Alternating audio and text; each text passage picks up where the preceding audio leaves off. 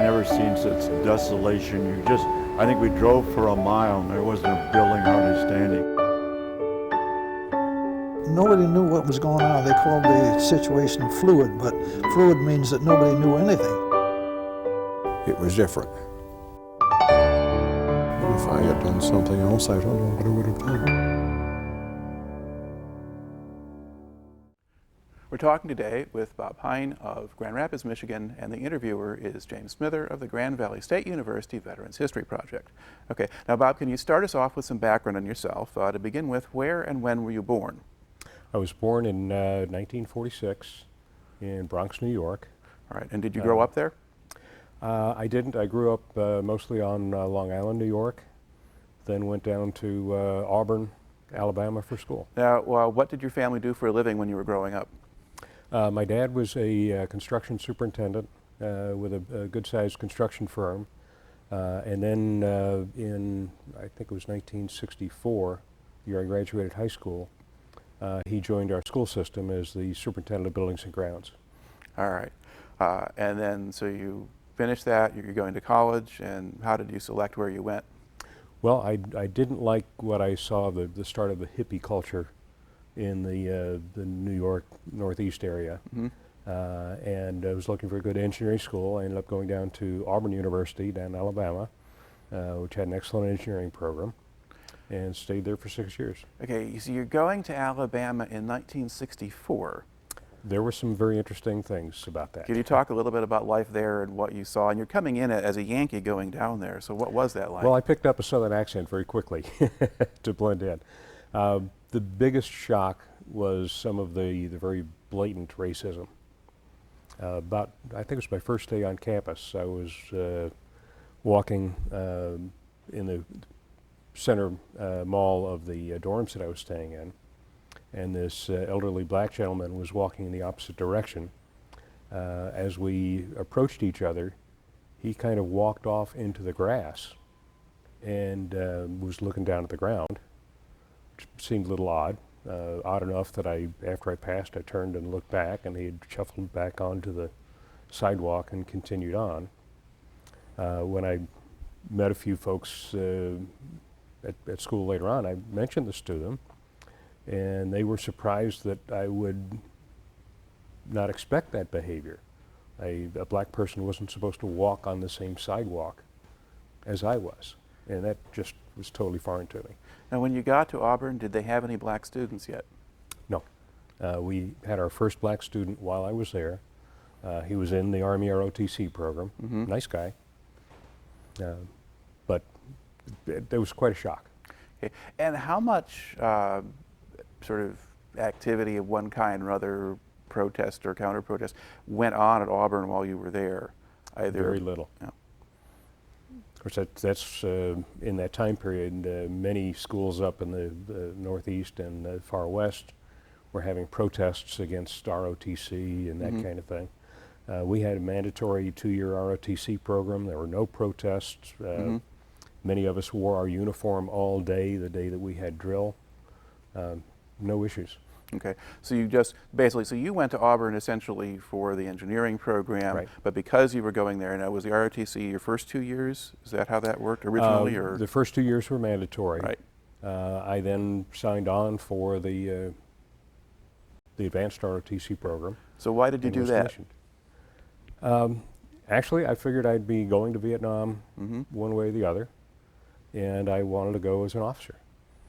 Okay. So I went through the program, ended up being the cadet brigade commander, the top guy in the group,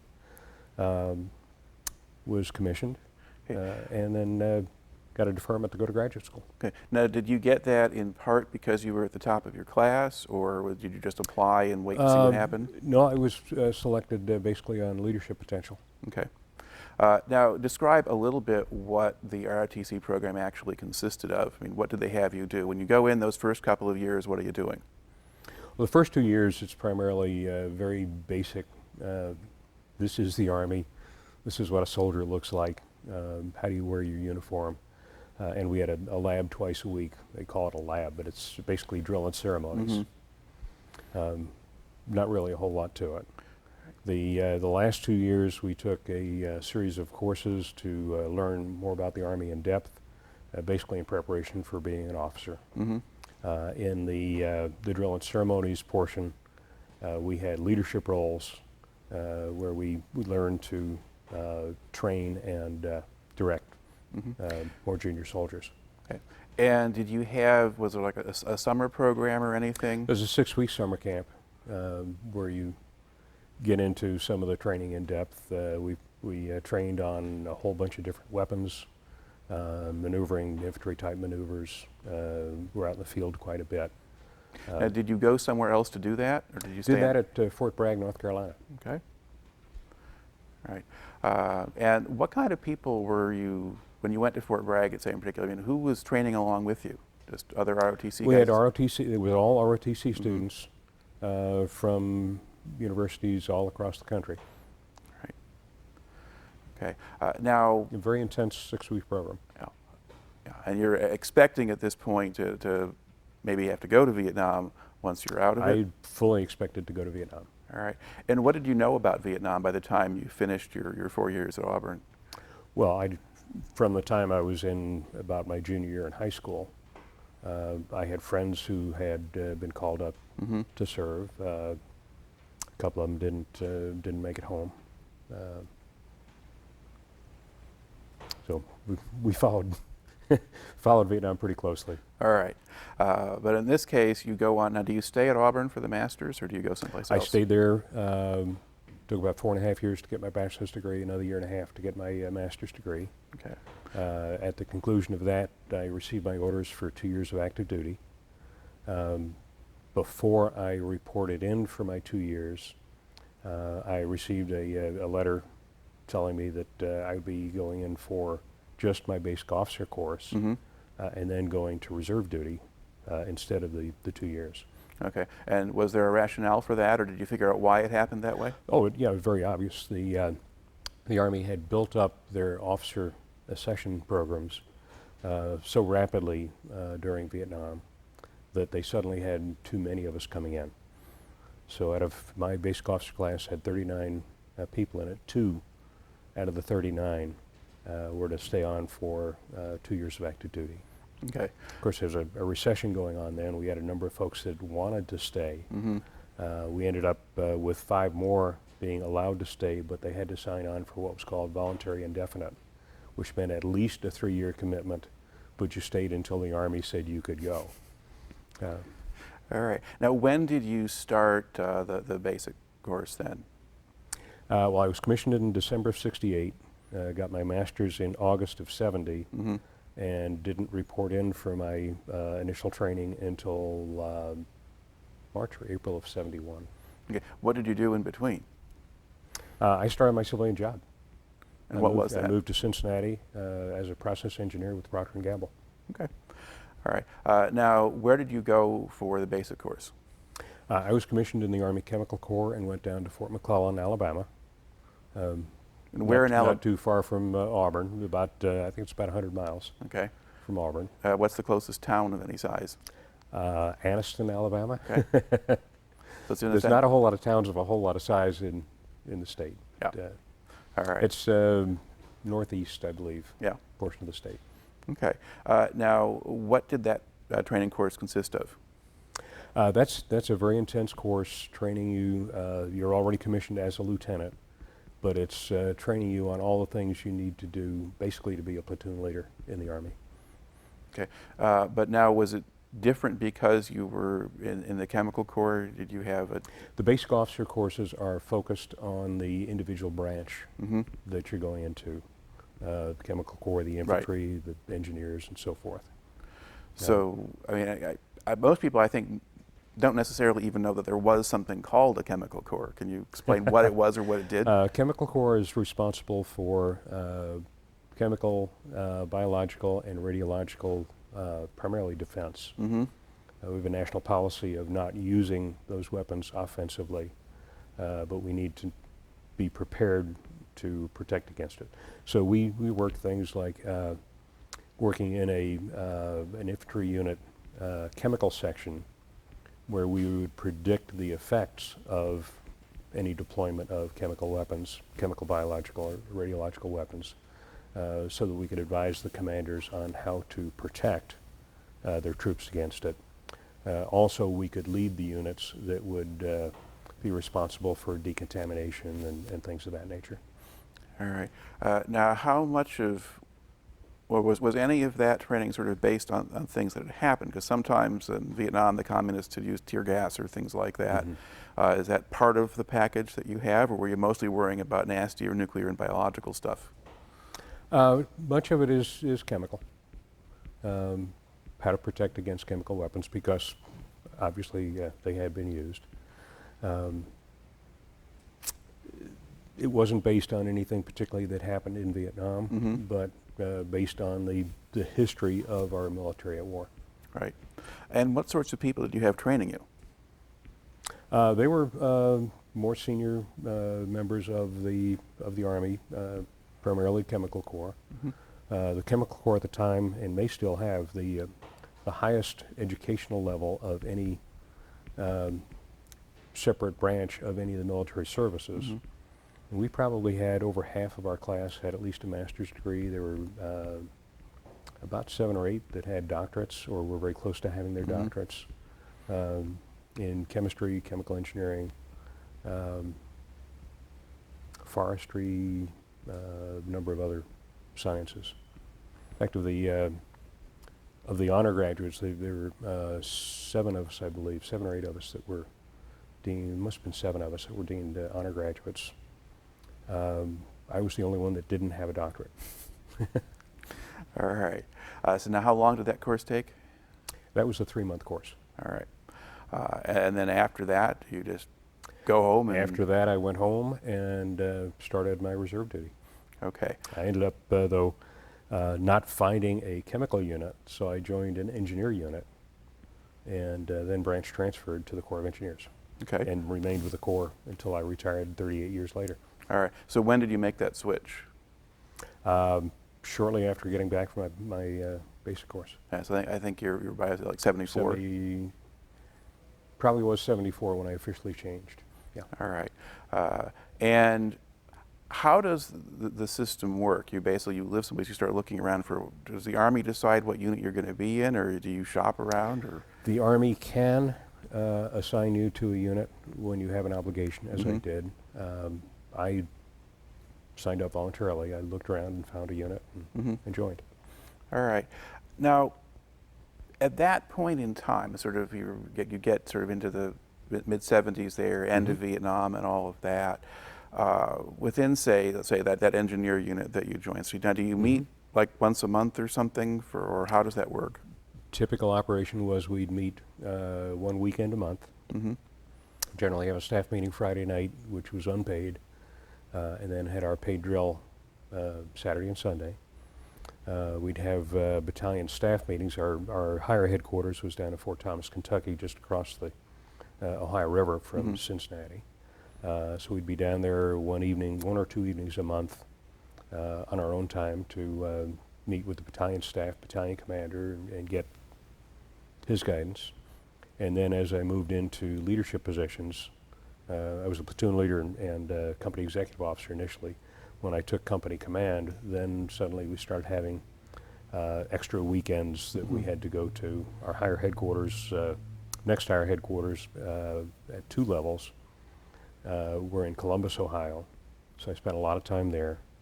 Seemed every fall we'd end up with about 7 weeks in a row where we went every weekend to something.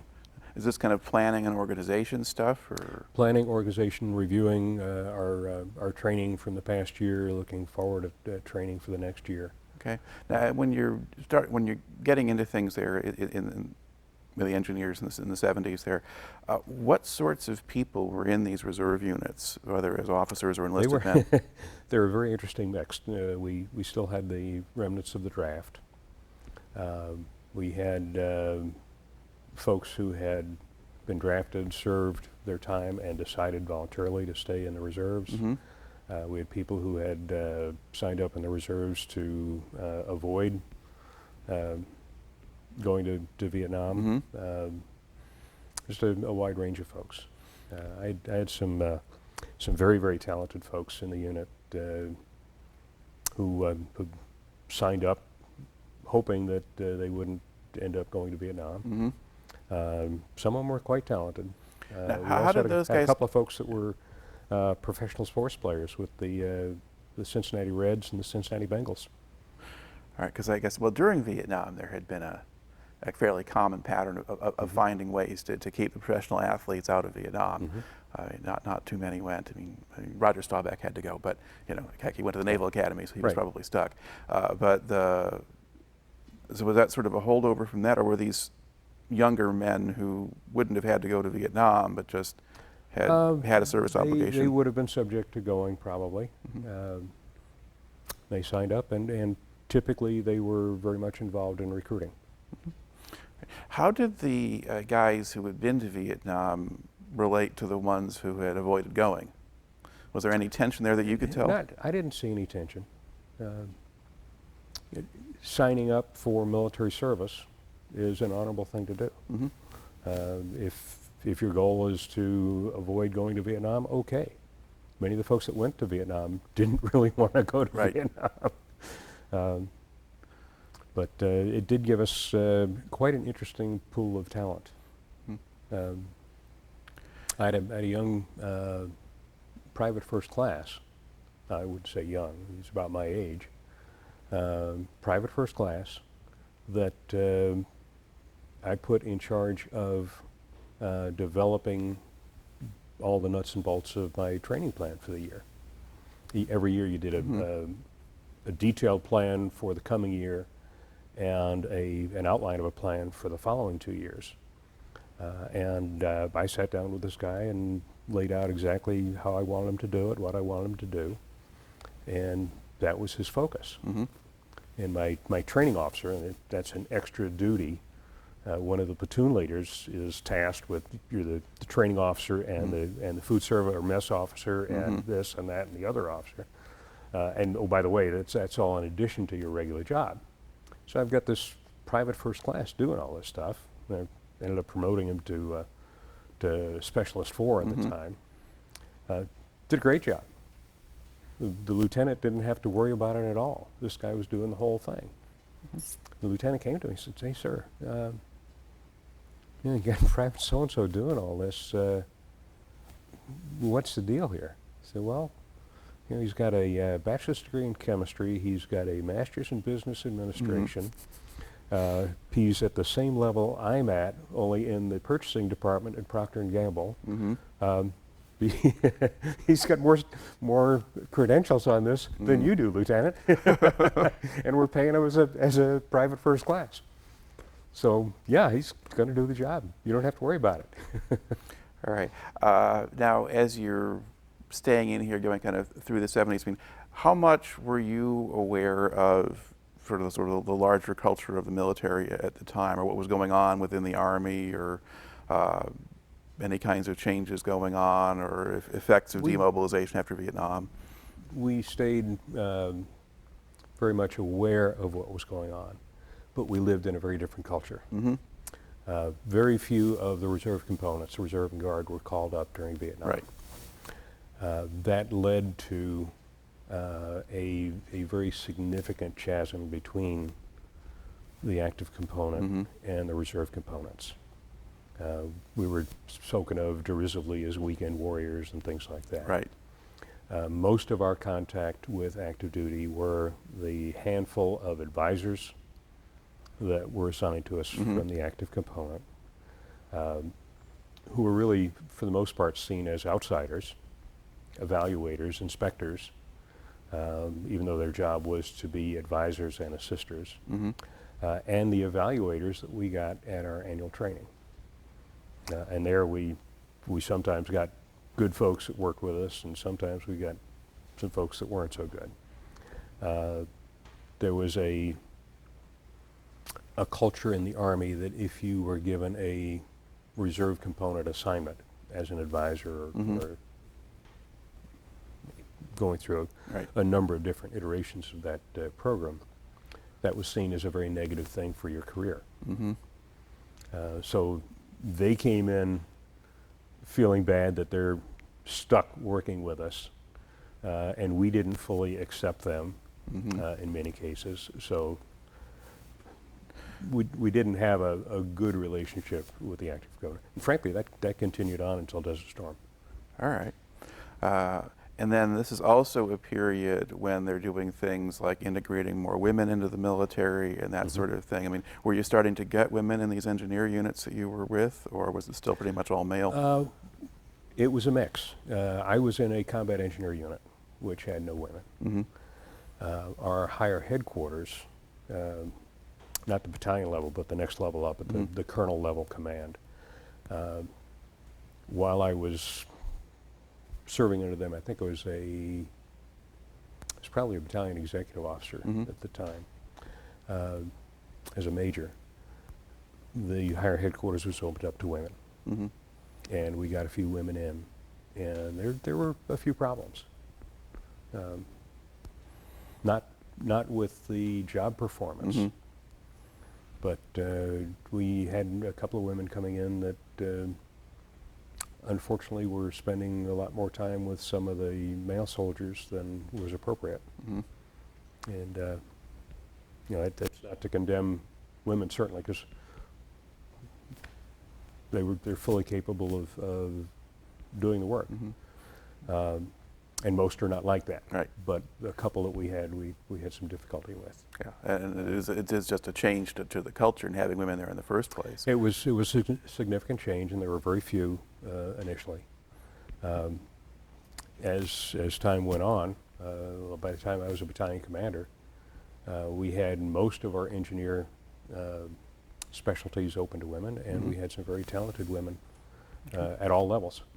All right. Now, over the course of, it's like those first 15 years, that time kind of between when you kind of go into the reserves and when Desert Storm happens, you're getting promoted several times and so forth. How does the rank system work for the officers? Is there sort of a regular schedule? You're in for a certain number of years or go up? There's a regular schedule at which you're considered for promotion. And just like in the active component, it's an up or out system. If you are passed over or non-selected twice for a given grade, then you're eliminated. So the promotions are slower than in the active component, that's fine. But if you don't make the cut, you're out. A lot of folks didn't make it because they didn't keep up with their military education. There's a series of courses that you take as an officer or as an NCO, and they are required. And if you don't do them, you will not be selected. You do them on your own time. So you're just given a package of material to study, and you can do it by correspondence. You can do it by going to whatever version of the reserve forces schools that we have at the time. And that's been through a number of iterations throughout my career. But basically, you do it on your own time, unpaid, in addition to your family life, your civilian career, and your military career. All right. So what kind of schools did you take yourself? Well, after you complete your basic officer course, the next step is called either the advanced course or at times the career course. I ended up, for a variety of reasons, taking 4 of those. You would normally only take 1, but that's a whole nother story. The next step was the Command and General Staff College, and then the final step, the highest level, is the Army War College. Now, did you actually physically go to a school for any of those, or did you do them all by correspondence? I did some by correspondence and some phases on a 2-week active duty tour. Okay. The War College has 2 active duty tours. All right. And so talk a little bit about those actual active duty tours. What was that like? They were basically going to school. The ones for the advanced course and the Command General Staff College were some of my easier tours.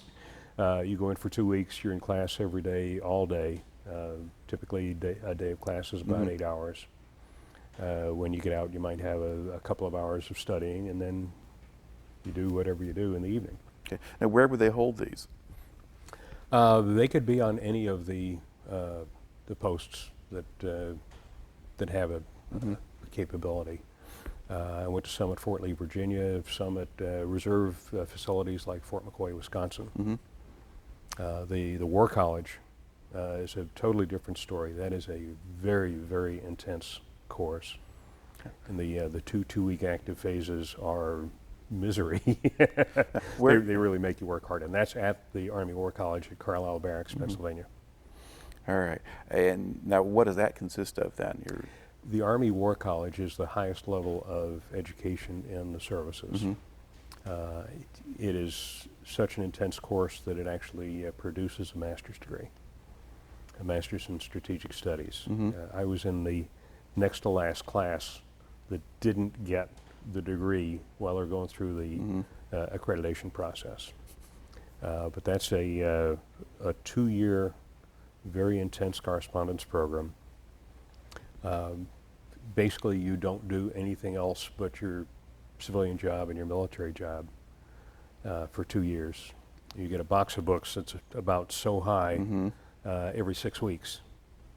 And after pouring through all of that, you end up writing 3 research papers, again, on a 6 weeks basis, nonstop for 2 years.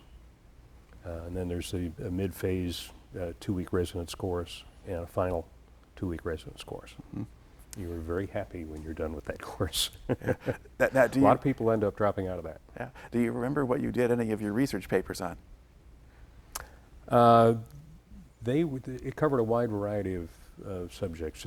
It starts off, the very first paper looks at management versus leadership. And then it continues on with studies at the strategic level, looking at our military and political systems,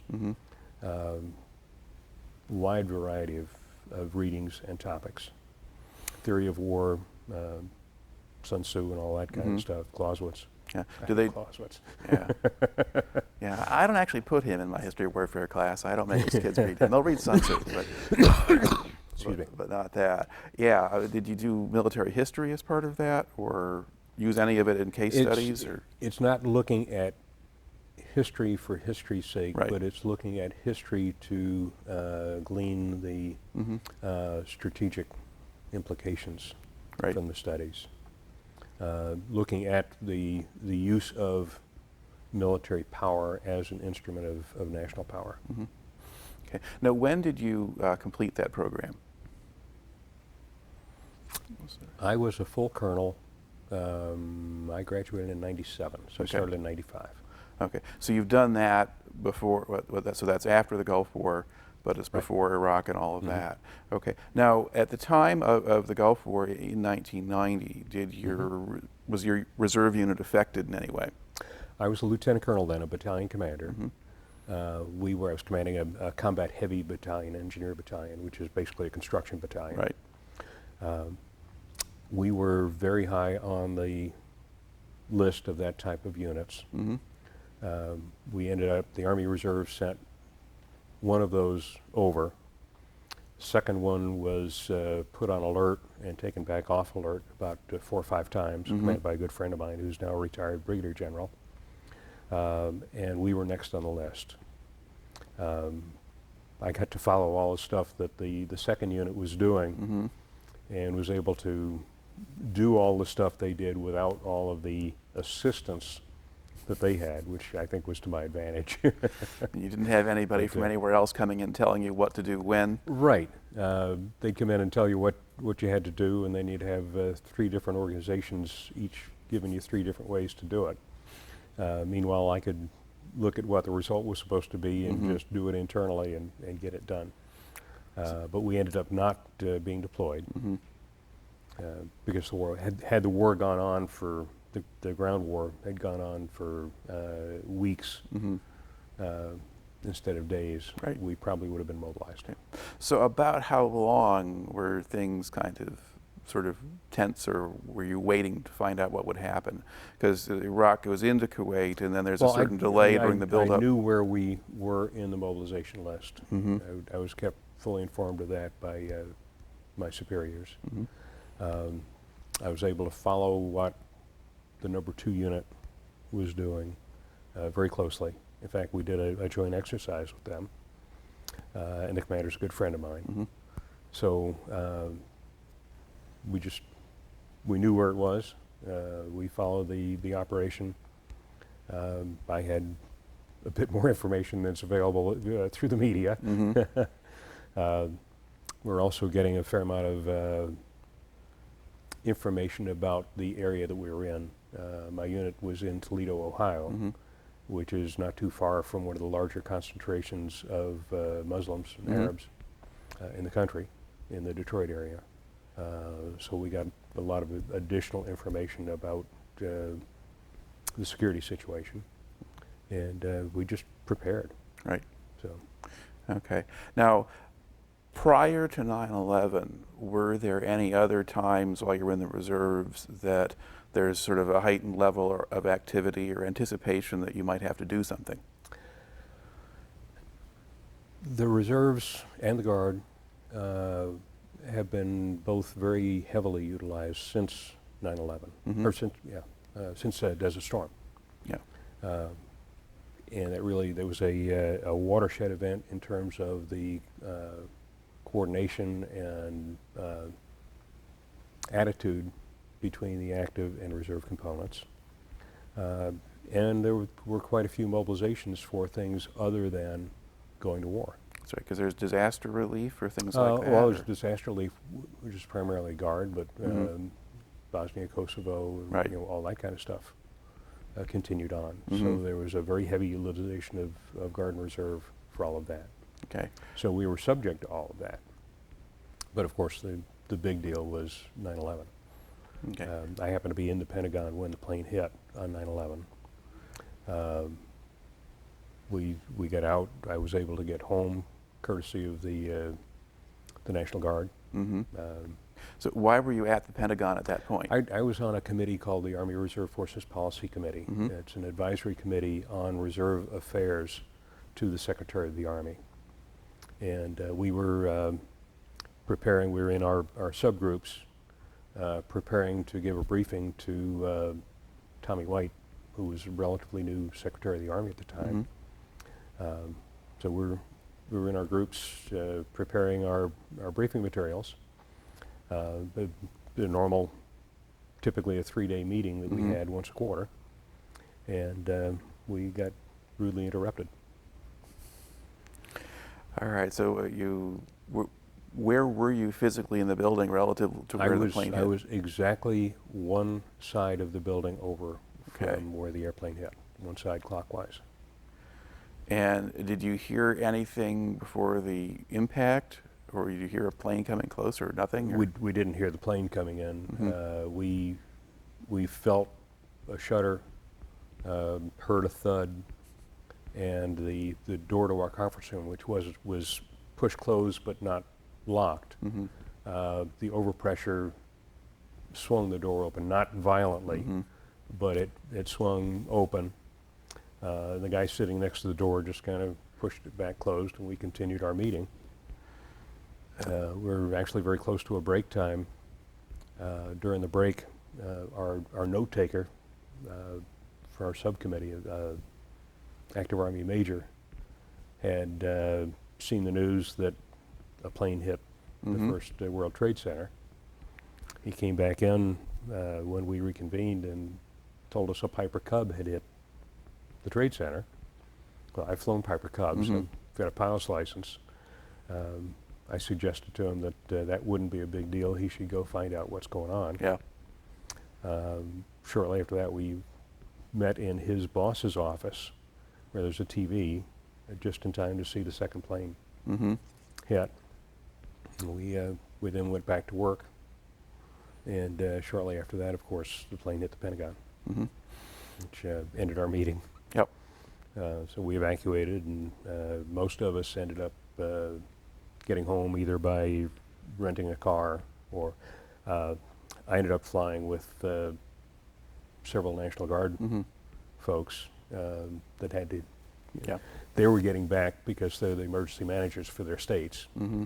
We got approval from the FAA and DOD to take we flew a DC National Guard plane into Detroit.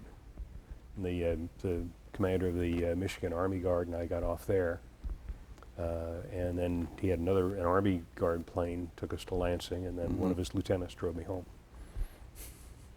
All right. And Now, 4 days later, I was on duty. I was assigned as the Deputy Commanding General at Fort Leonard Wood. all right. So you're actually now.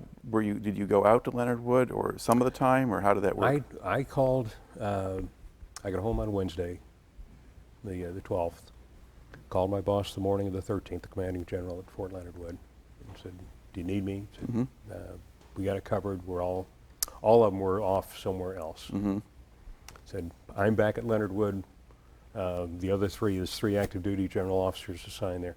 They're all planning to be back over the next couple of days. We should be okay." Called him again Friday. Said, "Nope, we got it." Said, "Okay." Monday morning, I got paged at work. Didn't have that happen very often. Picked up the phone, and it was General Odland, and he said, "Bob, what do I have to do to get you here? I need you." I said, "Okay, let me find out." Made one phone call, and within about 15 minutes, I had orders in hand. Left work, went home, packed, got in my car, and took off. I was at Leonard Wood from basically the Monday after 9/11 through the end of October. We expected I would be mobilized. I didn't get mobilized, but I was given a lot of additional time. So I was probably at Fort Leonard for about half the time after that, until the following May. Okay.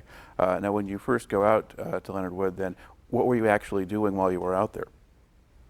Well, as Deputy Commanding General, I was helping to coordinate all of the activities on post, assisting with the security arrangements. We had mobilized a National Guard military police company and an Army Reserve military police company to come in and enhance our security situation. We're also going through an operation we call training base expansion, where we bring in some of the training assets of the Army Reserve and Army Guard to expand our capability to train soldiers in anticipation of an influx of additional soldiers that we would need for whatever operations were to follow, which turned out to be Enduring Freedom and Iraqi Freedom. Right. Now, were you actually beginning to assemble actual units that might be deployed, or were you simply preparing the base for? We were preparing the base to be able to train the units and calling up some of the individual ready reserve to fill in some of the holes in some of the units. So, and of course, the military police companies, we mobilized right away. All right. So, but that's just a part of it. There's the day-to-day operation of the base. We had, including me, 5 general officers assigned: the commander, the deputy commandant of the engineer school, and the commandants of military police and chemical schools. The commander of the military police was pulled away to work force protection at all of the training and doctrine command posts throughout the Army. The commander of the chemical school was pulled away into DC to work protection of critical assets throughout the country, chemical plants and nuclear facilities and so forth that could be potential targets. And the deputy commandant of the engineer school was pulled away to work counter IED task force. So the commanding general didn't have any of his 3 active deputies there. So I had a pretty broad set of responsibilities. Right. Okay. And so you do that for a number of months, and then you go back home, and then you're going back and forth then for a while? I was going back and forth. I did that full-time until the end of October, and then third to half-time on reserve orders from then on through the end of May of '02. And the 1st of June of '02, I got my 2nd star and took command of the theater level engineer command, the 416th Engineer Command in Chicago. All right. So what do you do then when that happens? Well, when I got the phone call in, I think it was April or May of early May of '02, the guy that I was going to replace told me, "Congratulations, you're getting your second star, you're getting the command, pack your bags." Said, "You're going to go. I don't know how soon, but you're going to go." So I took command the 1st of June and immediately immersed myself into the war plans for the invasion of Iraq. Now, decision had not been made, Right. but the military Department of Defense has contingency plans for everything. Right. The unit that I took command of, and I'd previously been there for a couple of other assignments, including Chief of Staff, was the engineer command responsible for support to U.S. Central Command and Army Component Central Command.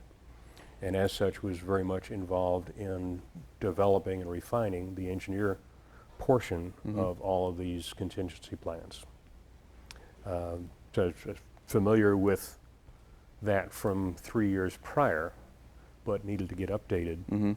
Now the unit already had a small cell that had been mobilized. In fact, they deployed on December 1st of '01 to Kuwait, along with the Army Component Central Command, and they were very actively involved in all the engineer planning. I got approval to have a secure telephone at home, and one morning a week I'd spend about an hour, hour and a half reviewing the engineer support plans for any possible invasion route. Did that well, basically until I deployed.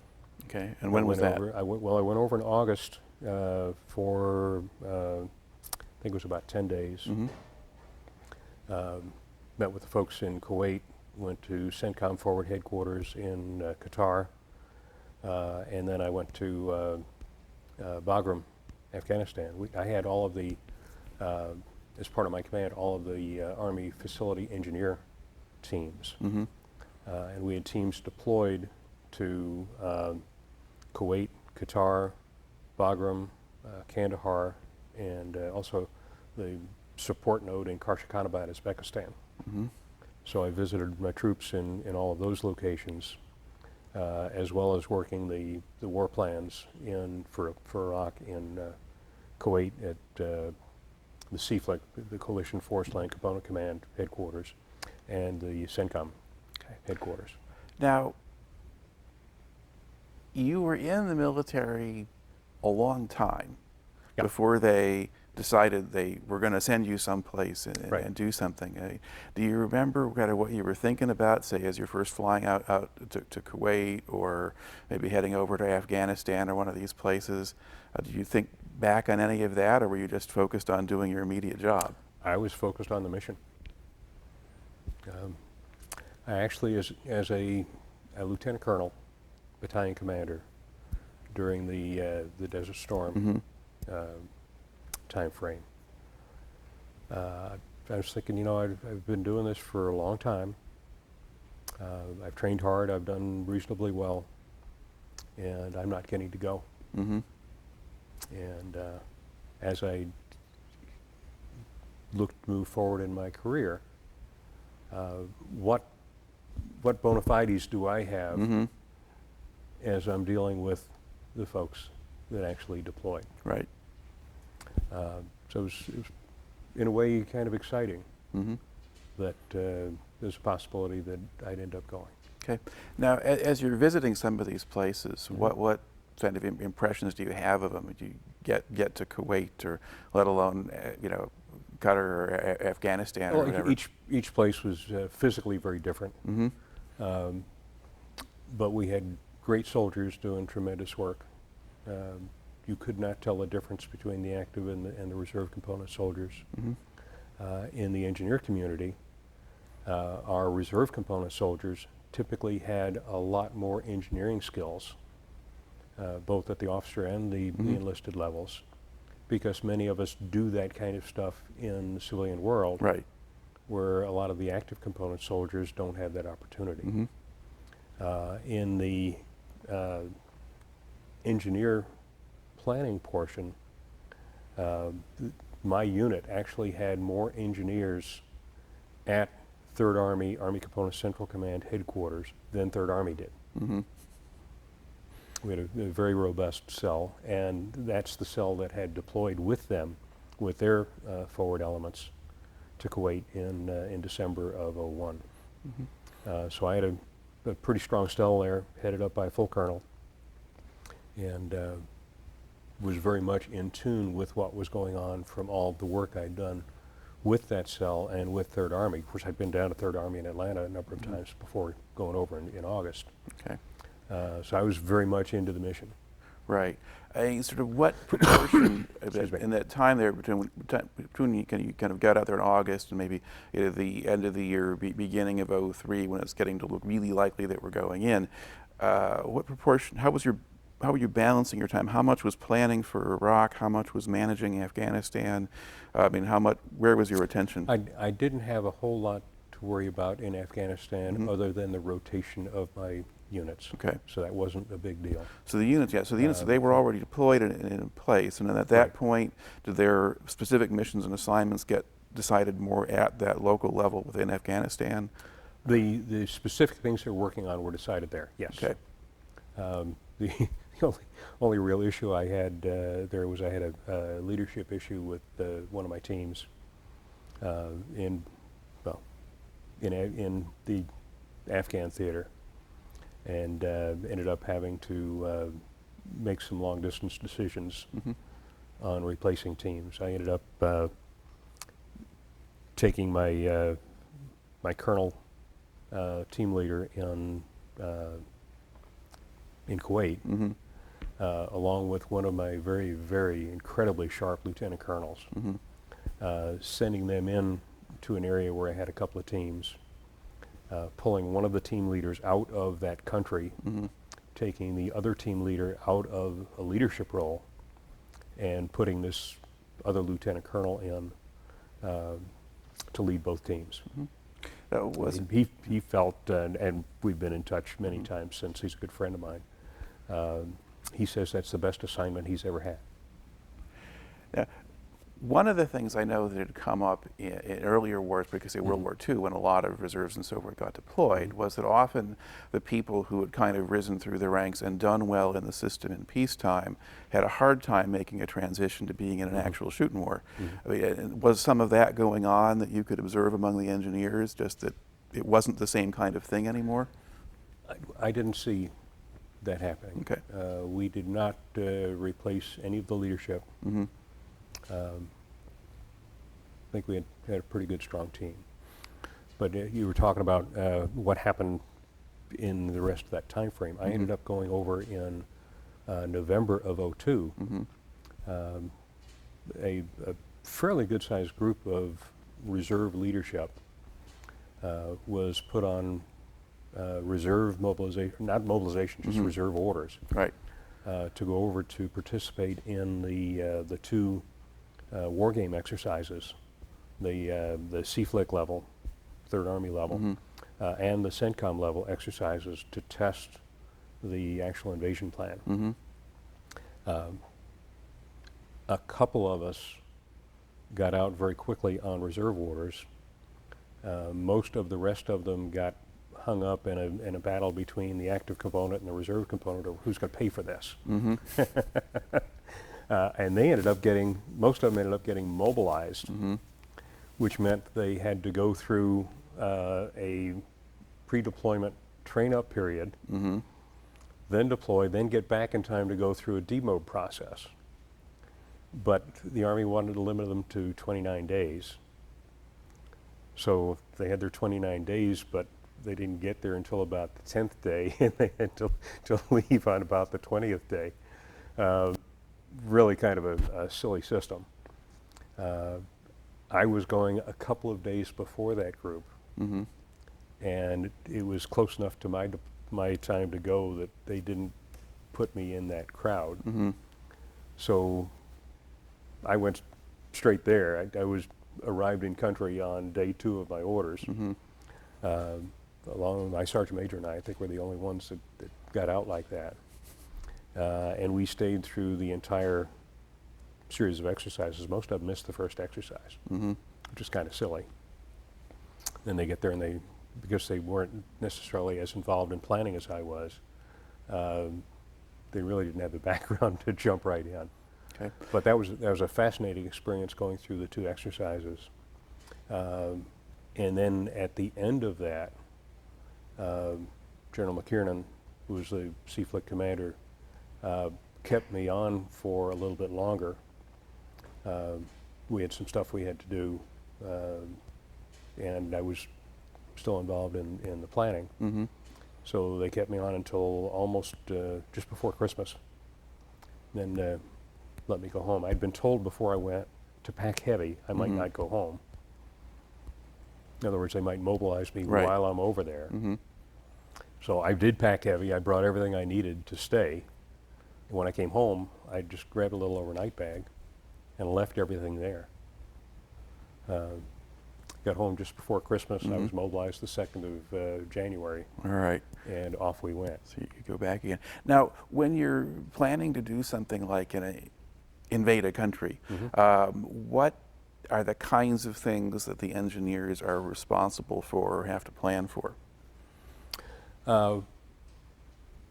We've got responsibility for mobility, counter-mobility, and general engineering. A lot of it's, we like to call it assured mobility.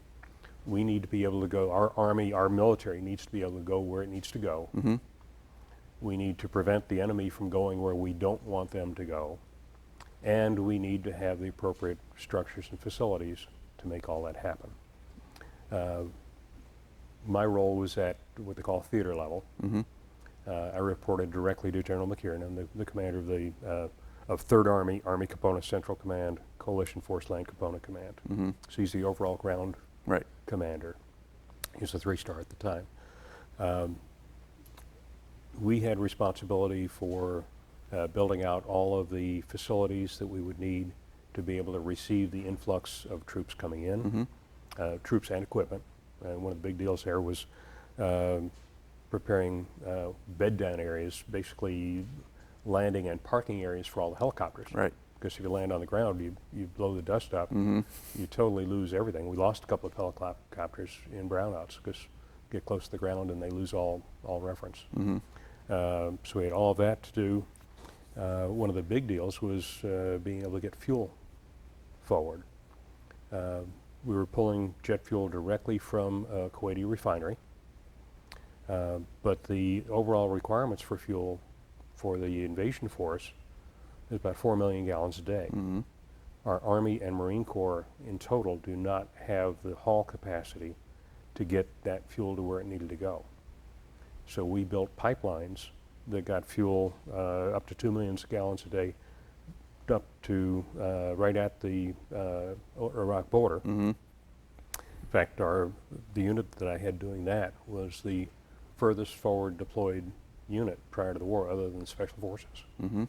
They were well within range of Iraq artillery and they're storing jet fuel. Interesting deal. We also had to develop all of the plans to be able to immediately move all of the logistics capabilities forward, move additional fuel forward, and deal with the prisoners of war. During Desert Shield, the build-up to Desert Storm, one of the limiting factors on the timing of the ground invasion was having the theater internment facilities, POW camps, if you will, prepared to hold all the forces that we anticipated. They were built in Saudi Arabia. The Kuwaitis did not want Iraqis held on their soil. It defiled their soil. So we could not start constructing the compounds until we actually invaded Iraq. So you'd have to build So them we in had- Iraq, or? Well, we had to build them in Iraq, so we had to have everything all prepared, all the plans. So that was a bit of a challenge. So we had to have all that planned. Other big piece of the invasion, Iraq, of course, is covered with a network of lakes and rivers, rather, and canals. We needed, if Saddam was successful in blowing up all the bridges that we needed, we would need all of the Army and Marine Corps bridge assets to be able to execute the plans. And in some cases, we'd have to put the bridge in, let the force cross, pull it up, and then leapfrog ahead of the maneuver force to put it in again. Right. As it turns out, he was unsuccessful in blowing the bridges, so we didn't have to do all that. There's still quite a bit of bridging, military bridging that was installed as part of the invasion. Okay. Now, was there a point before the actual invasion started, when it's officially announced we're going, that you knew that we were going in, it was just a matter of time? No. It looked to me like we were going in, but the decision wasn't made until like the day before. Right. Okay. It looked, I mean, obviously we're building up a lot of forces, but we had no decision. A small group of us got a call immediately after the president made the decision. Yeah. Now, as part of your own planning and preparation, well, one of the things in the whole buildup of the war was concern over Saddam having or using things like chemical and biological weapons. So what kinds of preparations were you making for that, or was that part of what you had to supervise? I didn't have any direct supervision over that, but of course one of the things that we always ensure is that our troops are trained in use of their protective equipment. Right. And we had quite a few drills, and as the buildup progressed, we went from having all our stuff to carrying some of it to carrying all of it.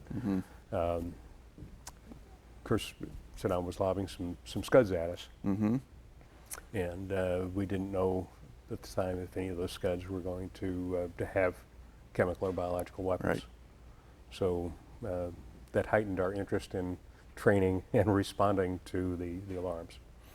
Right. We did have very effective systems for watching the scuds come in, and my unit actually had responsibility for building the facilities to support the Patriot batteries. So. Oh, all right. So the invasion gets started. Were you at all surprised by how it played out? Either the speed of it or the lack of chemical weapons? The lack of chemical weapons was a surprise. The speed was a surprise, a very pleasant surprise. We had anticipated that the invasion would take quite a bit longer than it did. Of course, I'd had the opportunity to participate in the engineer support planning, so I was intimately familiar with how each of the units was supposed to work. One of the neatest briefings I've ever seen is after the CFLIC level exercise, General McKiernan was going to be going to Qatar to brief General Franks, and by VTC also brief Secretary of Defense. He did a final dress rehearsal briefing. He had the Corps commander, the Army Corps commander, and the Marine Expeditionary Force commander, his two major maneuver units, sitting up at a table, and I was sitting in the first row between them watching this briefing. Most incredible briefing I've ever seen. I think it was about an hour and a half long, and General McKiernan just flat nailed it. He had one slide at one point in the briefing where he paused for a second, and his civilian planner, who's a retired Army colonel, said, "Sir, it's on the next slide." And that was it. Just absolutely incredible. Going through all the detail. We'd had a couple of sand table, what we call sand table exercises, where we had a room. The map was probably twice the size of this room. where we laid out exactly, I was on the support side, exactly how we were to support the war. So we had the intel folks walking through what the invading force was going to do, and each of us in turn, the senior leaders of logistics and the military police and engineer and so forth, walked out onto the map and followed through exactly what units we were going to place where, what their roles were, what the time was, and walked through the whole exercise. So there wasn't a whole lot that surprised me, other than the collapse of Saddam's military and the speed with which we moved in. Yeah, he seems to have been playing some kind of elaborate sort of game of bluffing that in retrospect looked so stupid that you didn't know why he was doing it. All the WMD stuff and so forth, and then not actually employing his military assets in places where probably he could have too. It was a strange way for all that to play out. Any place he employed them would have resulted in their destruction. I think, but there were some places where certain spots they could have counterattacked or done some damage or done more things than they did, and that didn't happen, and it seemed to kind of baffle people at the time. Where were they, what were they doing? Now, one of the other things that went into the whole buildup for the war that sort of I was paying attention to, I guess, as a sort of military historian, was sort of the different approaches to an invasion. My impression was that the Army's original expectation for going into Iraq was going in something of a repetition of Desert Storm, that they were going to go in with substantial units and one kind of plan, and then that got changed into a lighter, faster model instead. Were you observing any of that going on? Of course. There are a number of very good books written by some of the senior leaders that talk about the pressure from Department of Defense, from the Secretary of Defense, to go with a smaller invasion force. There was a lot of resistance to that, especially within the ground forces. General McKiernan used the term catastrophic success, a very interesting term. I've had the chance to speak with him after the war about it as well. Concern was that we would have the military force required to defeat Saddam's military and overthrow the Ba'athist regime. Right. But we would not have the force we needed to hold on to the country. Gosh, what happened? Yeah. I would say General McKiernan put his career on the line to get additional forces. You may recall that we had been negotiating with Turkey to bring in the 4th Infantry Division through Turkey. Right. That ended up not happening. We ended up bringing them back around on their boats to bring them in through Kuwait. And they were actually, we had tanks fully loaded, ready for combat, riding on the back of semi-tractors, driving into their battle positions. A pretty amazing operation to get up into northern Iraq. Okay. Now, once the invasion gets started, then what are you responsible for? What do you have to worry about once we're going in? Is it now simply getting the road networking, or? We had responsibility for maintaining the main roads going up into north into Iraq. The Kuwaitis did not want any more traffic than absolutely required going up on their one main road that goes up into Iraq.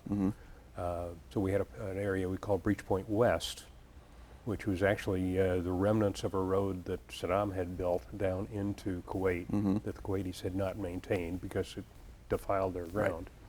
But along that route, called a Route Aspen, we had many of the base camps from which we were launching and had planned to go north from there. So we had responsibility for maintaining that route. We had to do the pipeline very quickly. We had to build the theater sustainment nodes for both the Army and the Marines, and the theater internment facilities, what's now Camp Bucca, and get that done very quickly.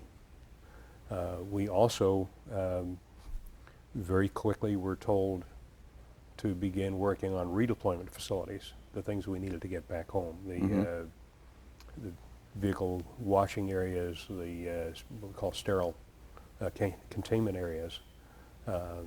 All vehicles have to be incredibly cleaned and pass a U.S. Department of Agriculture inspection before they can be put on a ship and brought back home. And the expectation in June of '02 was, or June of '03 rather, was that we would be coming home very quickly. 3rd Infantry Division is going to be here within days. We need to get this stuff built so we can clean them up and get them home. Well, obviously, that didn't happen. Now, is part of the cleaning planning expecting that there might be biological weapons or things you got to clean off the anthrax, or was this just cleaning off whatever should not be going to the States generally? Everything off of them. Those vehicles hadn't been that clean since they left the factory. That's just the way we do it. The agriculture inspection is incredible. Now, when you get up to Baghdad and so forth, and they kicked out the regime, which happens pretty quickly, then there's the whole part where the Americans have to now, do you have to create facilities or in and around Baghdad? I mean, they're what they call the green zone. I mean, that's sort of a fortified space within Baghdad. So are you responsible for building that? We were not. Okay. The plan was that we would do the stuff that supported CFLIC. There was an engineer brigade, a very robust engineer brigade supporting 5th Corps, which was the main effort. And they had responsibility for most of the stuff in Iraq. I had worked with their brigade commander. He had requested through the Corps commander, General Scott Wallace, and I had requested through General McKiernan that part of my organization go forward to assist him, that the bulk of my troops get chopped up, chopped meaning transferred, not cut up, to go up to support him. I had much more engineer planning and design capability than he had at brigade level. So he's really responsible for things like building bases and He's got the whole package in Iraq. Decision was made above General McKiernan's level that we would not transfer additional units to the Corps. And I was given very clear direction that as my units finished the current missions that they had in Iraq, that they were to return to Kuwait. And then as we looked at the work we had to do in Kuwait, I laid out what's called a troop to task analysis. You know, what do I have to do? What do I need to be able to do it? And who do I have? And from there looked at how I would off-ramp or send home the units that were above the capabilities I needed. And when we got to the point that my headquarters wasn't needed, then we turned everything over to a colonel level command, and the rest of us went home. So when did you go home out of that tour? Went in July of '03. There was a tremendous amount of engineer work left to be done, but it was all in Iraq. And we didn't get to do that. Now, from your end of it, were there surprises or things that you had to do that you didn't expect to do, or things that were harder to get done than you thought they would be? There were a couple of things that were surprising, and we knew nothing was going to be easy. We had a very good feel for the amount of work that we had to do. We had trained as part of developing the war plans. We had a thing called the capstone program, where we had specific units and an order of units that we would bring in, called a a TIP fiddle, a time-phased force deployment list, where we had specific units targeted at specific missions. We knew one of our key missions was going to be this fuel pipeline, IPDS, Inland Petroleum Distribution System. And we had a couple of units specifically trained on how to use that system.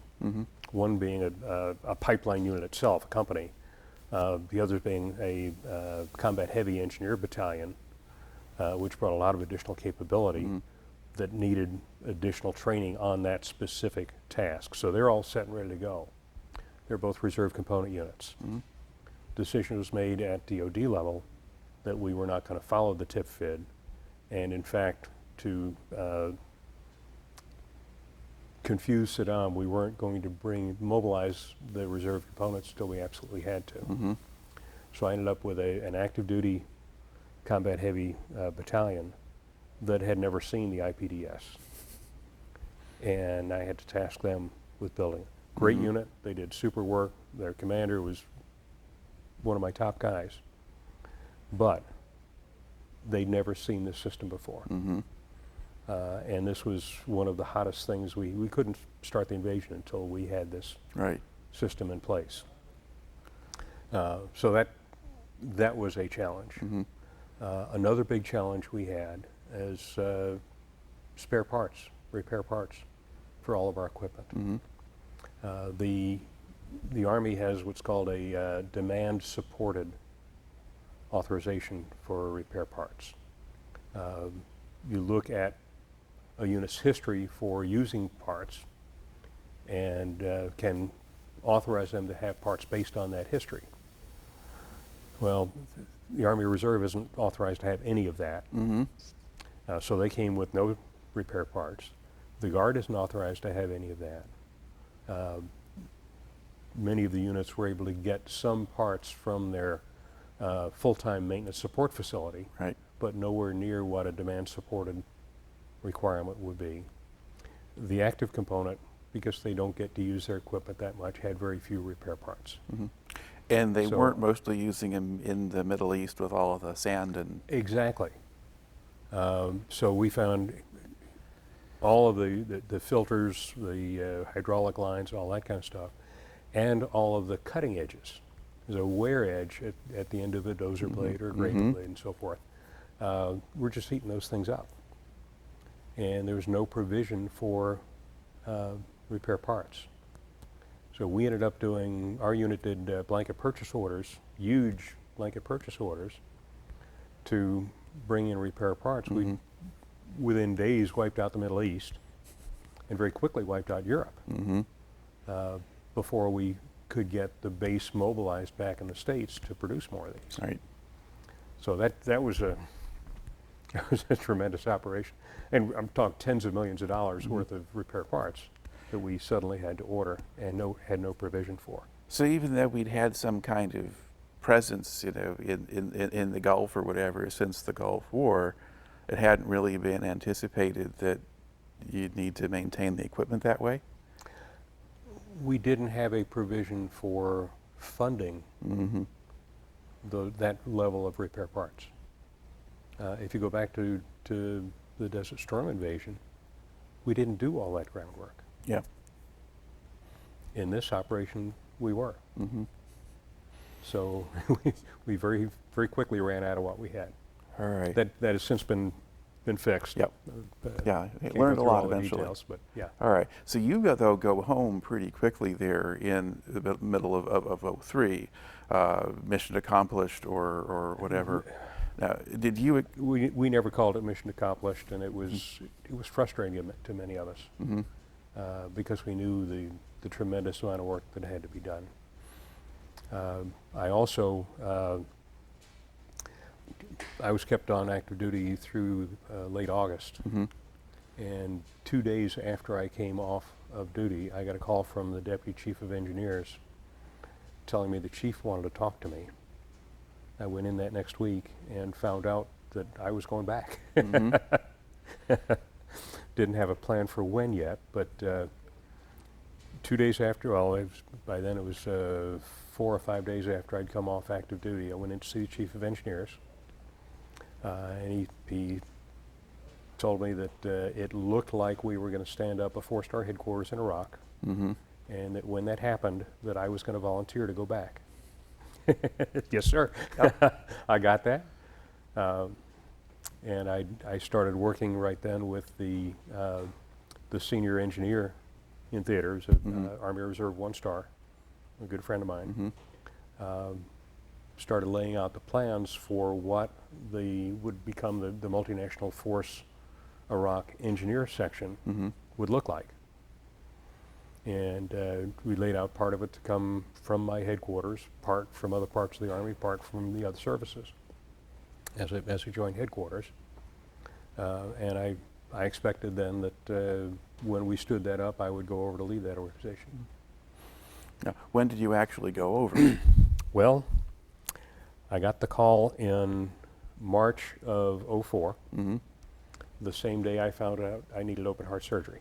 Oh. So I had my open heart surgery in April. In June, the organization stood up.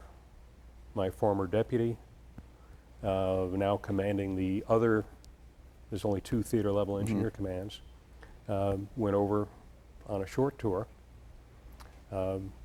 stood up the organization. General Casey made the decision for a variety of reasons to dual hat that position as deputy director of this new organization called Iraq Reconstruction Management Office. And then a couple of months after that, to eliminate his engineer section, turn that responsibility over to Corps, the next level down, and make this position full-time deputy director of IRMO. I mobilized the following January of '05, spent about a week in training, and went over and took over. I stayed there for 17 months. Okay. Now, what was sort of the situation when you got there? What was sort of going on at the time, or what were you going to have to worry about? When the Reconstruction funding for Iraq was passed in the supplemental budget, the President decided to stand up a couple of additional organizations, one of them being the Iraq Reconstruction Management Office under the U.S. Embassy. IRMO had the responsibility to oversee the allocation and utilization of $18.4 billion in reconstruction funding. They also had the lead role in working with the Iraqi ministries to develop their capacity to govern. The head of that organization was, well, the first guy was a retired 2-star Navy admiral. He was replaced by a ambassador, State Department employee, not the ambassador of the country, but we had 7 folks there who were ambassadors. Okay. Ambassador Bill Taylor was there when I got there as his deputy. We had the advisory teams that supported each of the Iraqi ministries, as well as the folks that allocated all of the funds for reconstruction in accordance with congressional intent and all that. So as an engineer, then what were you actually responsible for? I was deputy director and director of operations. I provided leadership to a number of the embassy advisory teams and all of the larger ministries, including for a while Defense and Interior, which really General Petraeus really had that lead. And after I'd been there about 6 months, we were able to transfer that responsibility to his organization, to Multinational Security Transition Command Iraq. He wanted it, and he was much better suited to do that than we were at the embassy level. But I had the advisory teams for electricity, oil, water, and so forth. So we worked with those teams on supporting their ministries. We also, there were 4 Iraqi ministries that were assigned leadership roles to work with us on reconstruction of what we call the post-battle cities, Fallujah, Right. Sadr City in Baghdad, and so forth. So you're going in and trying to do things like, you know, put the electrical grids back up or get the water Absolutely. flowing Yes. and that Yeah. kind of thing? Yeah. And as part of my responsibility within each sector,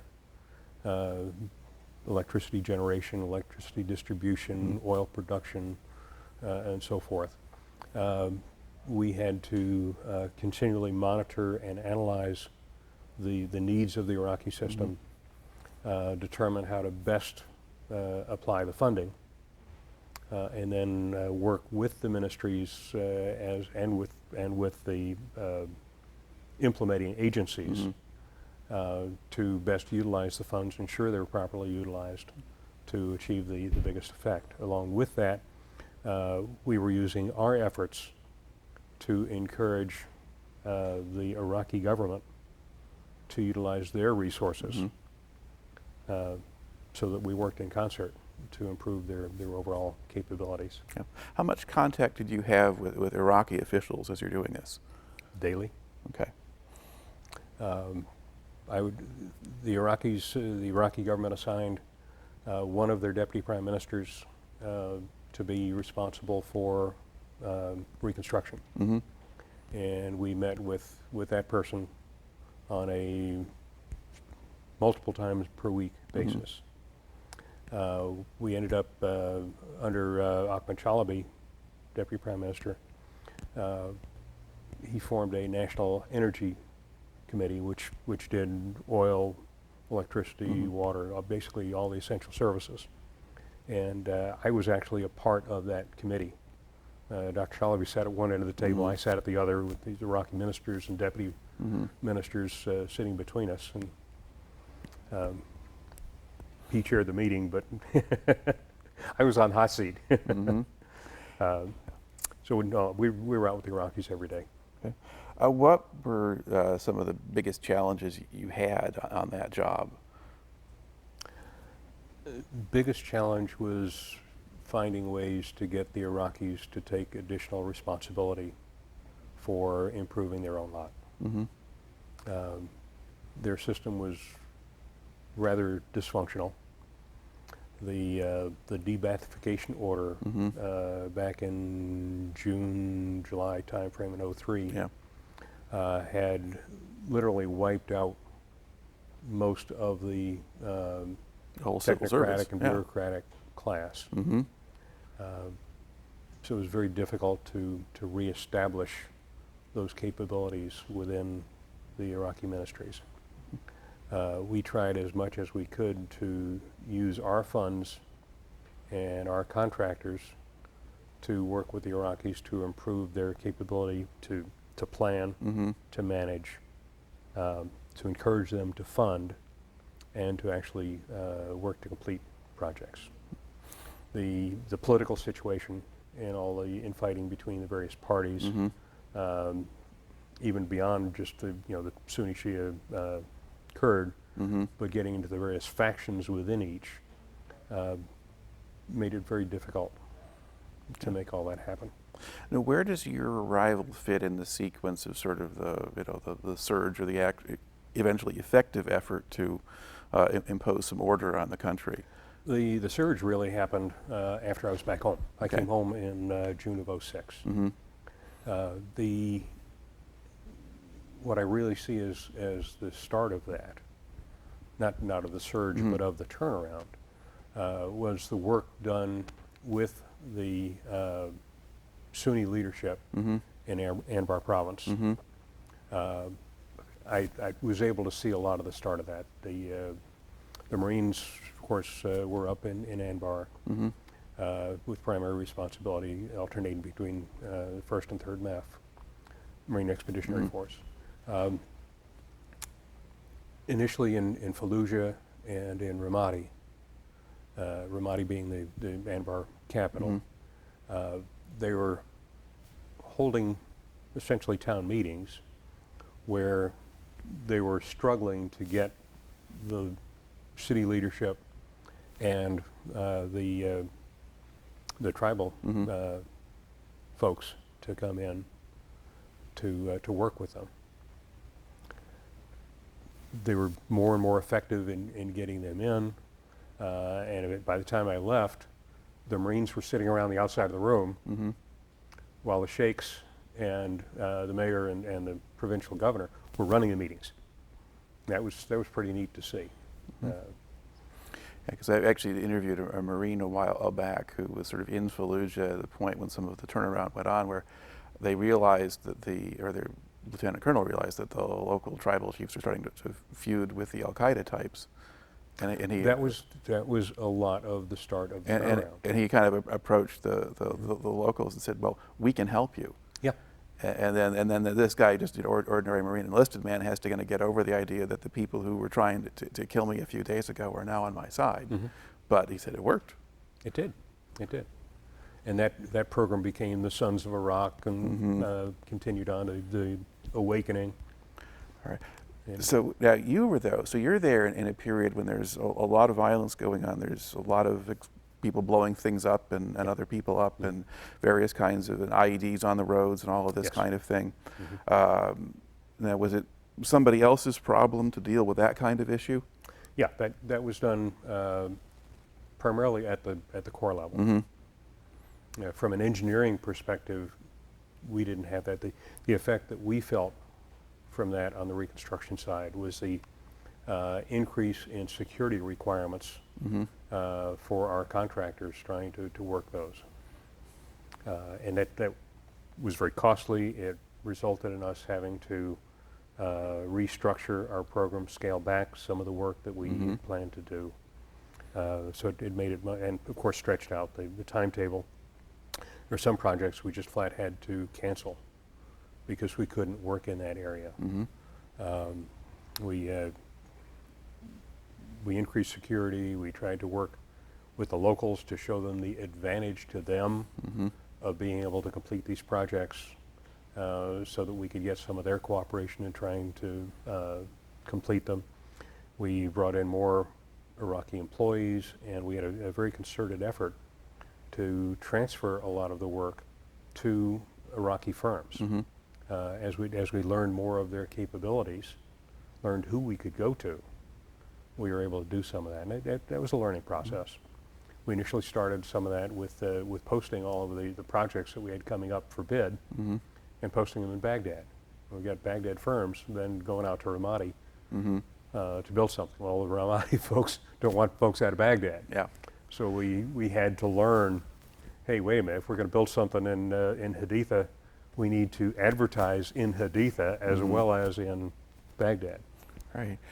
So was there a lot more politics involved in this job than you were trained for?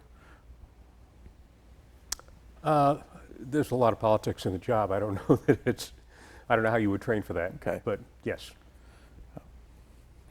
All right. Now, by the time you left, did you feel like you had sort of accomplished what you went to do, or were you leaving too soon as far as you were concerned, or?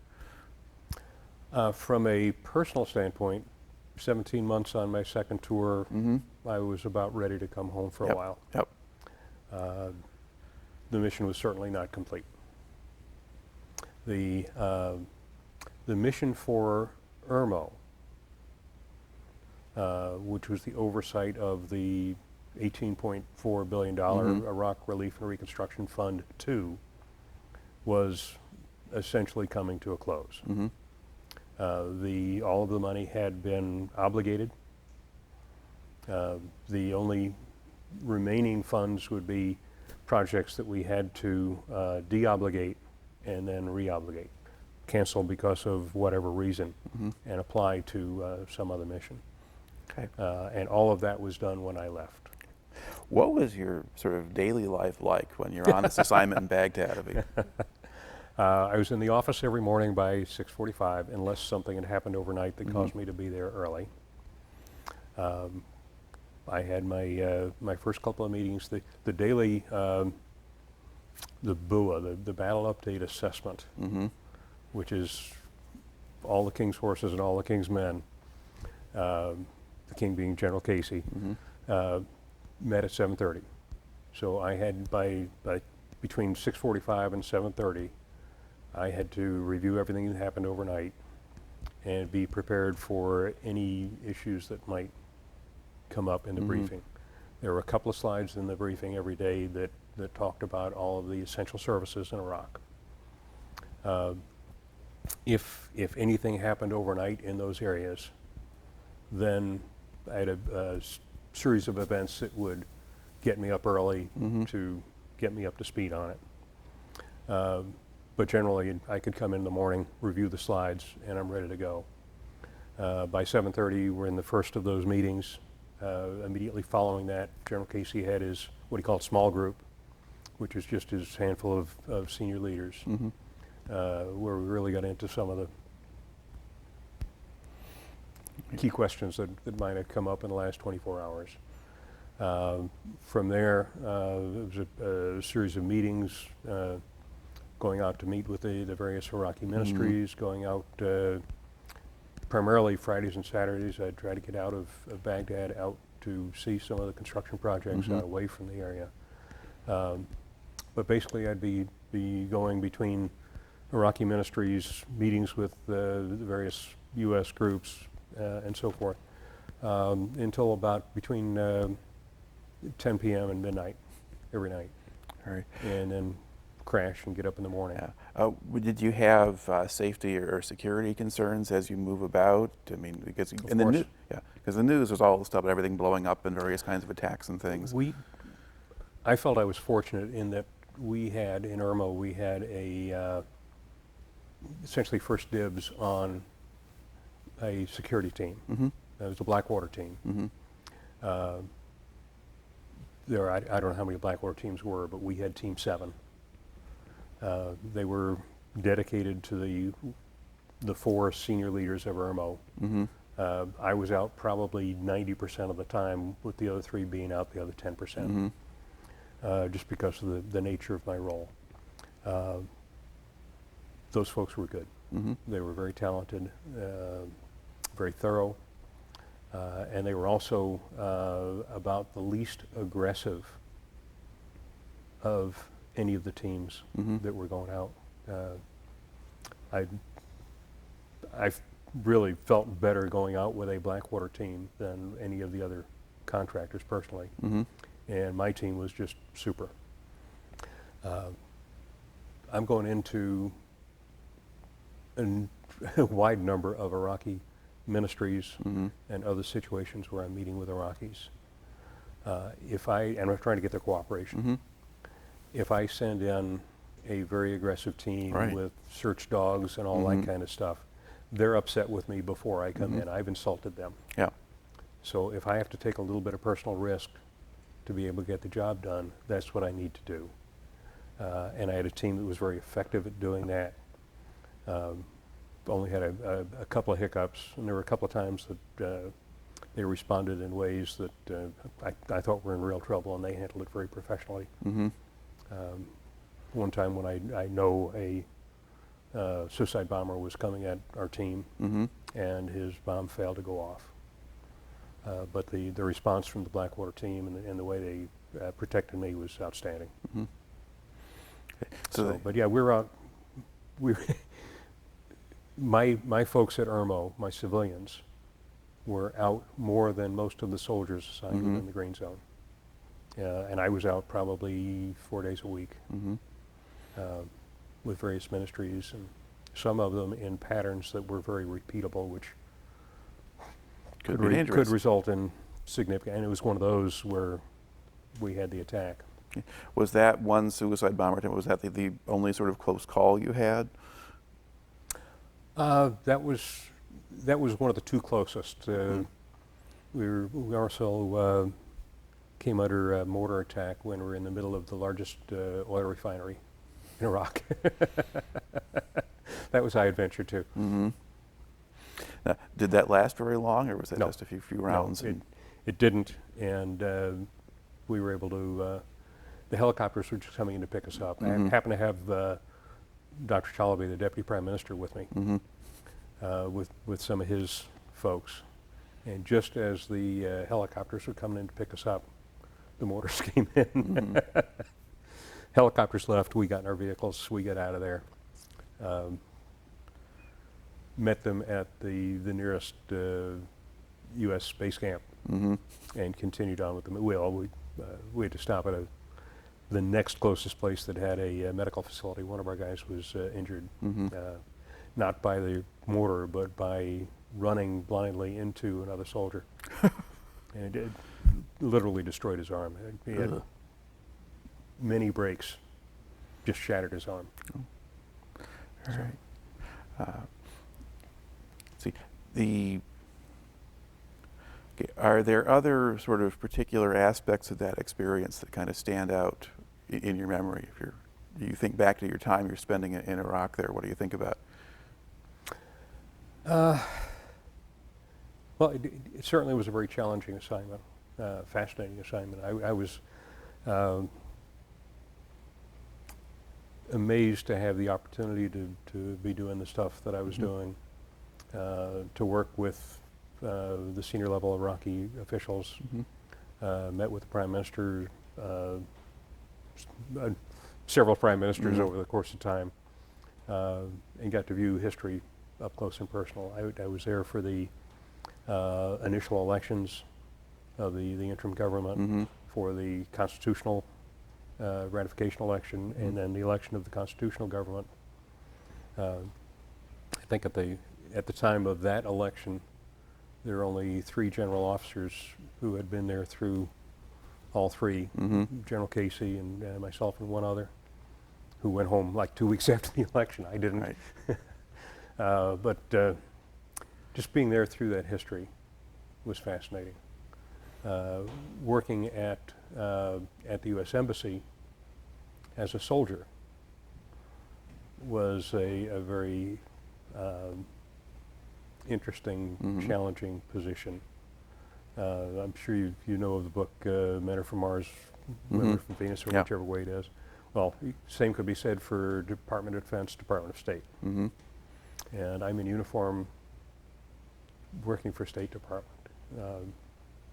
I had one experience. We were preparing Ambassador Khalilzad for a briefing to the Principals Committee, which is basically the National Security Council, less the President and Vice President, chaired by Steve Hadley, the National Security Director, with Secretary Rumsfeld on his right and Secretary Rice on his left. Very few military were allowed to go to that. General Casey, General Petraeus, and the Corps Commander were about the only military allowed to attend that by VTC. We were preparing Ambassador Khalilzad for his briefing. It was getting up close to time for the briefing, and just as he's ready to go, his deputy, Ambassador David Satterfield, said, "Mr. Ambassador, do you want Bob to go with you in case there's any questions?" Well, I know I'm not supposed to be in there, but this is my boss. Well, I was hoping he'd say no, and he said yes. Okay. So we walk in the room. There's a table, fairly wide table. You could fit about 5 across, with the camera focused just on the table. And then there's some seats on the side and in the back. So I walk in with Ambassador Satterfield to sit over on the side, and the ambassador sits down in the center and says, "No, General, sit here." I said, "Oh boy, I've got to be on camera."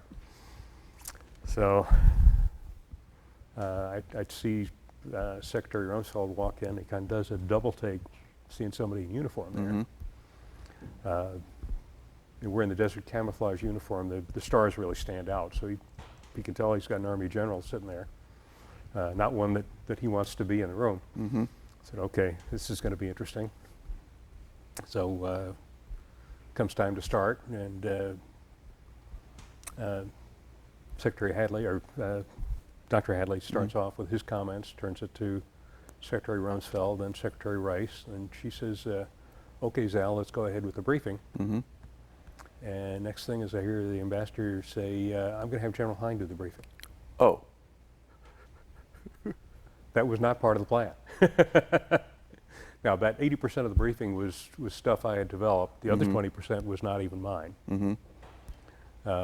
Fortunately, I'd been there for the practice sessions. But I gave the briefing. There were a couple of questions, and I answered the questions. And this is well into the evening. Finished up. I went back to my my office. I don't think I was back 5 minutes when I got a phone call from General Casey's office. Come see me. So I went in to see him, and he says, Secretary Rumsfeld called. You understand that his rules are basically only 3 and 4, so him and the 2 3-stars could even be in the room when principals or deputies met. But he had explained to the secretary that I worked for the embassy, and the embassy wanted me to be there. So everything was cool. But the fortunate or unfortunate part of that was after that I was basically on any Reconstruction stuff.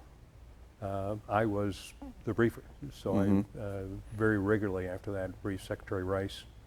Several times did one-on-ones with Secretary Rumsfeld.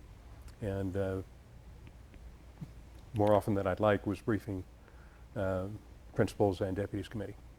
All right. You, in the course of this duty, you're meeting a lot of the sort of the names who popped up in the news during that era, both military and civilian. Are there any individuals who you think probably did a better job than they got credit for? General Casey. What was it about him that you particularly respected? I think all of the senior military leaders that I worked with over there were outstanding. I think we've shown time and again that we have a very good selection process for our leaders. I think the response that General Casey got from some of our political leadership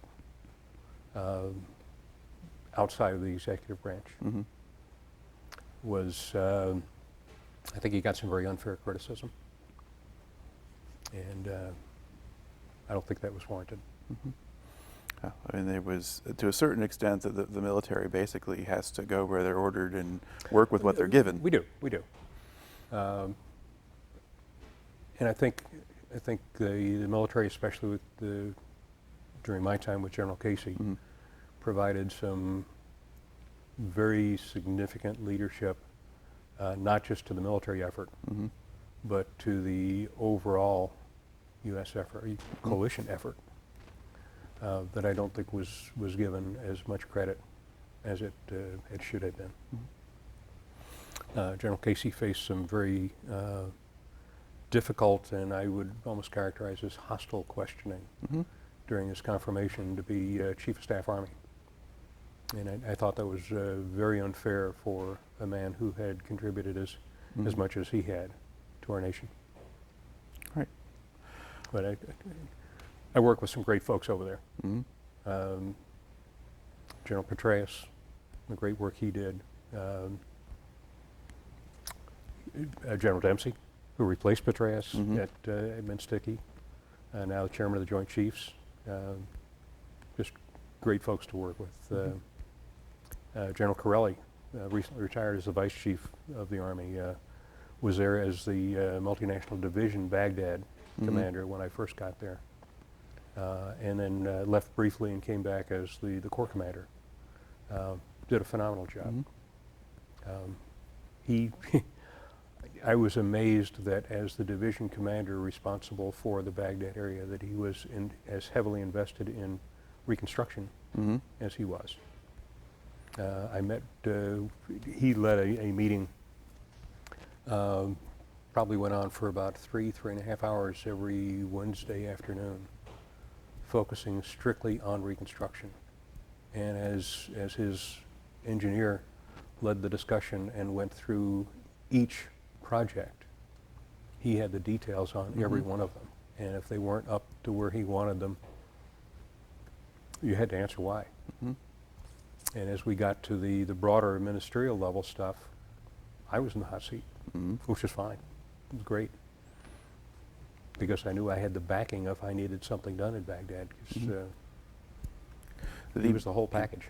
Did he sort of make the connection between sort of improving sort of the infrastructure or rebuilding that, you know, in Baghdad as being something that in turn helped the security? Absolutely, absolutely. And not just the improved facilities, but the process of improving the facilities. He called the U.S. Agency for International Development, which doesn't always play nice with the military, to task to ensure they were integrated into his plan. We had the country director attending this meeting. Yeah. Now, since you left, now you leave. Now you retired shortly after you came out of Iraq, right? I came back in June and retired the end of July of '06. Okay. And you sort of hit age 60, and so you have to retire at that point, or did you just decide you were done? As a general officer, if you don't have another assignment, you retire. Okay. I was too old to have another full assignment. I'd been considered for one more position as Chief Army Reserve. I was not selected. They got the right guy. Jack Stoltz got the position, has done a great job on it. I didn't expect to get it. I was too old when they first considered it. They changed the criteria. I was considered, but not getting that job, that was it. There was no more job for me to go to. I was just a couple of months shy of 60. So I retired, and then was very fortunate to be selected to assist in training our Reserve and Guard senior engineer units that were deploying to Iraq and Afghanistan. I did that for about 3 years. Okay. And so where were you doing that? I was a contractor going to wherever the units were mobilizing out of. Primarily it was Fort McCoy, Wisconsin, Camp Shelby, Mississippi, and Fort Hood, Texas. Great work, very intense. We put, these were general officer-led units that were going through a series of very intense exercises, putting them in the actual area they'd be working in, working with real missions, working with real-world intelligence, so that everybody really got their heads in the game. And I was basically the head coach, called senior mentor, to coach them through these exercises. And you're working basically with officers of command level, or? We'd be working primarily with the brigade level commander and staff. Right. Okay. Now, have you been following what's going on in Iraq since you left? Just a wee bit. Of course, while I was doing the mentoring, we had to stay very much involved. Yeah, stay on top of all that too. And working all that at the classified level, because we were working with real-world intelligence to really get their heads in the game. So mine had to be as well. That stopped in 2 years ago, so I have not seen any classified briefs since then. Right. Now, on the whole, did you have the impression, did things go better than you thought they would, or worse, or have events followed pretty much the course you thought they might when you left? I think they're happening at about the level that I expected. I would like to see more progress. It's, to my mind, disappointing that the Shia-dominated government has not been more accommodating of the Sunni. I think the Kurds are doing pretty much okay on their own, and just want to be left alone up in the Kurdish region. Of course, conflict over the Tikrit oil fields. Right. But, there's so much animosity between the Shia and Sunni Arab, and the Shia have not really shared and played nice. Of course, a lot of reasons for that, but for them to move forward as a country, they really need to make that accommodation. All right. I think that gets us pretty well here into the end of your career. Now, are you still working in one capacity or another today, or are you officially retired? I'm doing a very little bit. I work about 4 hours a week, consulting with a professional services company, nonprofit. And with that, I also stay very much involved with the Army engineers. Just a couple of weeks ago, I went to the annual Army Engineer Conference. See a bunch of old friends, keep up on what's happening, and stay involved. All right. Well, it makes for one heck of a story. So thanks for coming in and sharing it today. Quite welcome. Glad to do it. All right.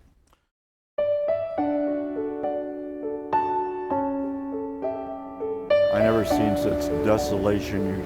I think we drove for a mile and there wasn't a building hardly standing. Nobody knew what was going on. They called the situation fluid, but fluid means that nobody knew anything. It was different. If I had done something else, I don't know what I would have done.